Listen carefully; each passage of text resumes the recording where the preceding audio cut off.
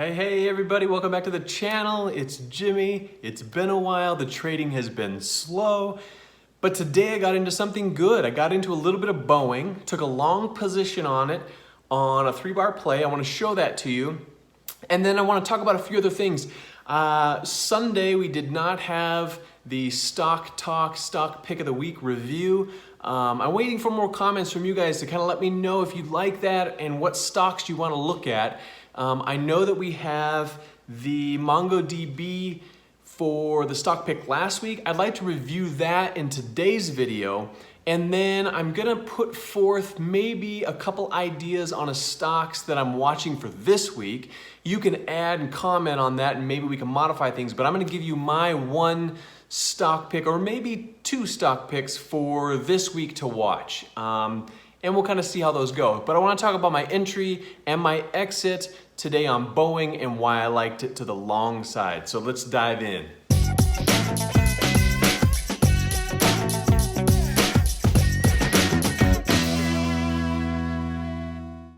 All right, let's take a look here. So I want to show you guys my trade this morning on Boeing. I've got the charts brought up right now, and I want to show you what I saw on the daily chart. So today I was just scanning for stocks, looking for stuff that's moving around, and I saw that Boeing was up. So I just started watching Boeing for a 3-bar play, and if I flip over to the 15-minute chart, you can see right in here that there was this candle, this nice pause, and then a bounce up. So this was the 3-bar play that I was watching, and this bar was igniting in combination with this bar up and over all of this pre-market activity. And if I zoom out a little bit, you can see that it's above the last few days. So really positive and really good for a possible 3-bar play setup. So once I saw that, I wanted to know from this high of basically 353, how much room did I have to work with?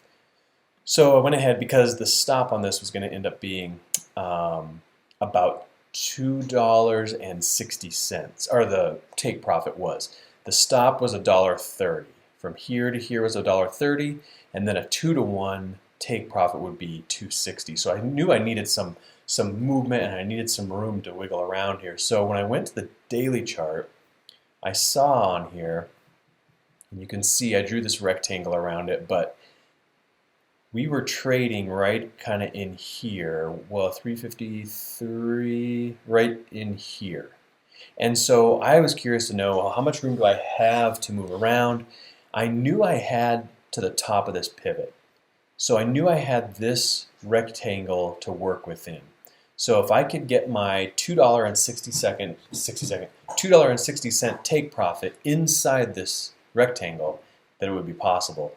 So when I got things set up and the 15-minute started holding, I went ahead and went long at the break of 352.95, and then we pushed right up here and actually here and pulled back. And I was just holding, wasn't moving any stops yet. And then once we started moving up higher, I brought my stop up below this small pivot here. And we just kind of kept drifting to the upside. And I was actually watching it a little bit on the 5-minute chart as well, just to kind of get a better feel for it. And you can see in here, big move up. This was that pause from here all the way to here was the 3-bar play on the 15-minute chart. When this pushed above, I got triggered in, and then I held through all this, and then ended up exiting my position around 355, right up around the $2.60 mark. So great 2-to-1 trade today. It just worked out really, really well. It took a little bit of time. It took, if I flip over to the 15-minute chart, let's take a look at the time frame on that. So I got triggered in here, and that would have been right around 8:30 because I got triggered pretty quick into this 15-minute candle. So 8:30, and I held it and got out over here. Yes, I got out on this candle right here, so 9:30, so almost about an hour, and and then we closed the position. So that was the trade. It was my only trade.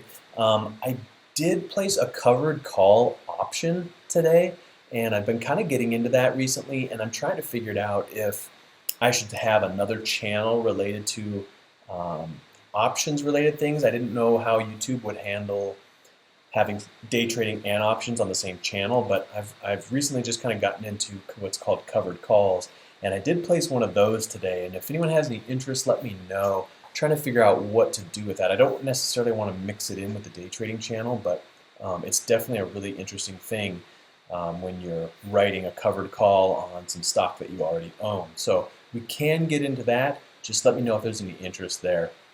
And finally, I want to end up showing you guys a stock. Actually, I want to take a look at MDB real quick because we were watching this last week and we didn't do the Sunday stock talk pick. So I just wanted to look at it and see how it ended up, because we were watching it because it had ripped up and we were looking for a pullback buy to go long. I would say that MDB, because it pulled back and had this little press up, and it's been it was kind of a choppy week last week, or slow.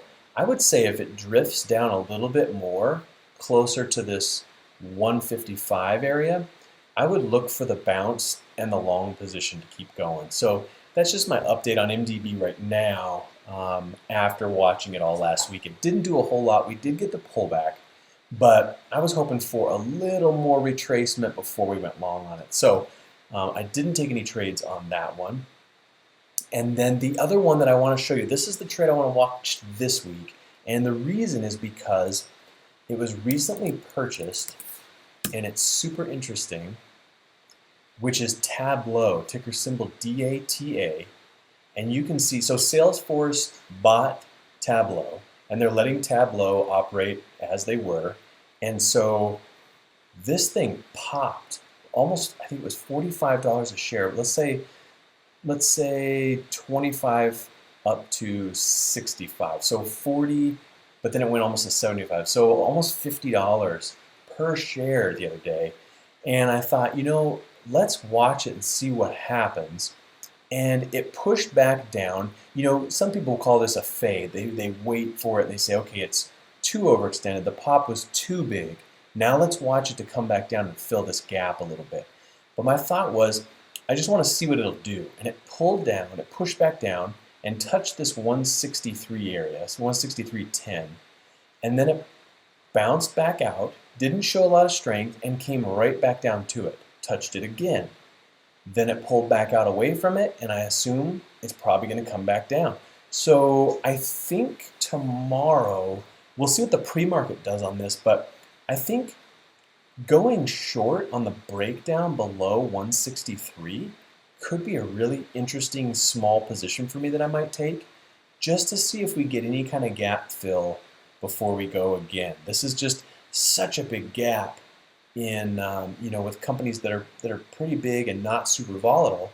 So to see Tableau just pop like that, Tableau's just kind of a consistent worker, and then it gets bought and then boom, it popped. So I'm going to watch this and the reason I'm going to watch is because if you went to a higher time frame, like let's even look at it on the weekly. So what's funny is you're kind of looking at this like a 3-bar play, a hard push down, a pause, and then we're going to go. So my interest in it is the breakdown interest of it being similar to a 3-bar play. I like that pause. I like that move, pause, move. And that's kind of what I'm watching here. So let's watch ticker symbol DATA this week, Tableau software, and let's see if we can get it to fill this gap any amount. We'll just kind of watch it. I might take a small position on it tomorrow morning and just see what happens with it. So that's my pick of the week. Boeing was my trade of the day. I wrote a covered call on AMD today. We can talk about that if you want to, but comment and let me know. And we'll go from here. So let's get back at it tomorrow morning. I hope everybody was green today. If you have questions or comments, leave them below, and we'll see you in the morning. Thanks.